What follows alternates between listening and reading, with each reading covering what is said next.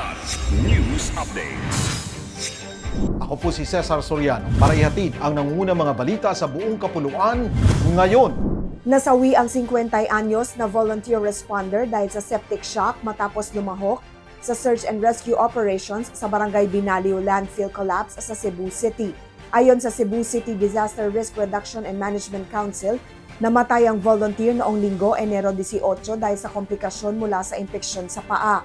Ang biktima, isang security guard, ay nagresponde sa insidente mula January 10 hanggang 12 at nagkaroon umano ng paltos sa paa dahil sa tuloy-tuloy na pagsusuot ng bota sa landslide site. Tiniyak naman ng lokal na pamahalaan ang tulong sa naulilang pamilya, gayon din sa mga kaanak ng 36 na kataong na-recover sa nag-collapse na landfill matapos ang 10 araw na paghahanap.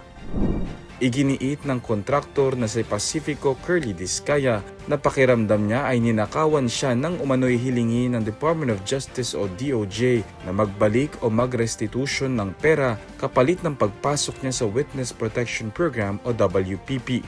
Sa pagdinig ng Senate Blue Ribbon Committee kahapon, kaugnay ng katiwalian sa mga flood control project, inilahad ni Discaya na tinanong umano siya ng DOJ kung magkano ang kaya niyang isauli, ngunit tumanggi siyang magbanggit ng halaga. Sabay sabing pakiramdam niya ay sila pa ang ninanakawa.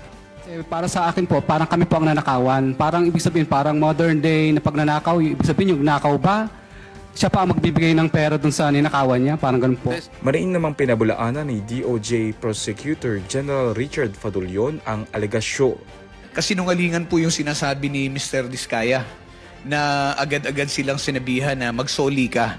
From the hearing of November 14 in the Senate Blue Ribbon Committee, there was never a chance or an opportunity that Mr. Discaya and or counsel even approach the department despite the proddings of the chairman. Nananatili si Discaya sa kustodiya ng Senado matapos ma-cite for contempt, habang nakakulong naman ang kanyang asawang si Sara sa Lapu-Lapu City Jail kaugnay ng umano'y 96.5 million pesos na ghost flood control projects sa Davao Occidental.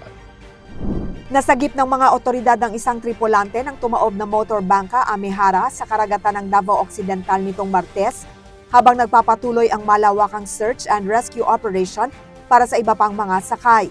Kinilala ang nailigtas na si Christopher Bulig na natagpuan bandang 10:46 ng umaga sa pagitan ng karagatan ng Jose Abad Santos at Sarangani Island.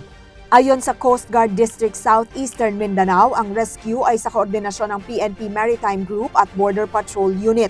Si Bulig ay isa sa 4 na crew ng bangka na may lulang 11 pasahero, karamihan ay mangingisda.